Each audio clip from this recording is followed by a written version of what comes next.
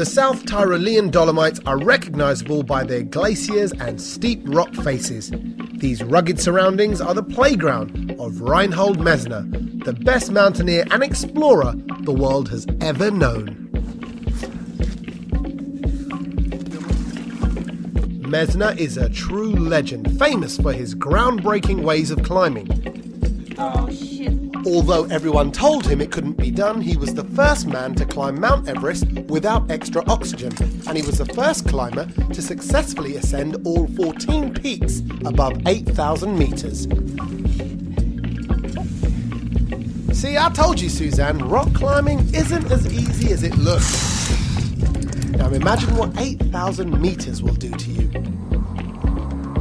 Messner'i is so passionate about rock climbing that he's even founded his own museum, the Messner'i Mountain Museum. Where does this passion for climbing come from? After the Second World War, when I was brought up in a valley of the Dolomites, we had no soccer place, we had no swimming pool, and so we went to climb on the rocks. I was 5 when I climbed the first time at 3,000 meter peak. And from then onwards, I climbed higher and more difficult, and so in the end, I ended on Everest, and I went on with adventuring, going to the North Pole, to the South Pole, crossing Greenland, crossing the Gobi Desert. If the whole world is saying nobody can climb Everest without oxygen, I went and tried it, and it was possible. It was not either so difficult.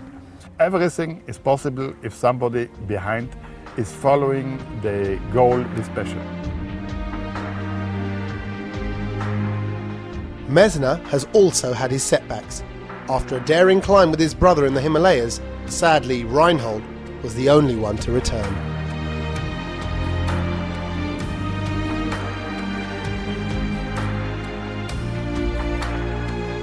Your style, the alpine style, why is that better or different than the usual way of climbing? I'm using my style, and I invented the alpine style for the fact I had not the money to pay for big Himalayan expeditions. You have to know that in the 70s, a classical Himalayan expedition to an 8,000 meter peak had a cost of €500,000 euros. I had not so much money, so I invented a different style. And the cost of my first own 8,000 meter peak was €10,000 and not 500,000. Very simple. I was free to fail, so I could accept more difficult challenges. Adventuring has to do with difficulties you have to overcome, with danger, which is there because mountains and Antarctica, they are always danger, and you have to know about this danger. And the most important thing is the exposure. It means to be out of the civil war.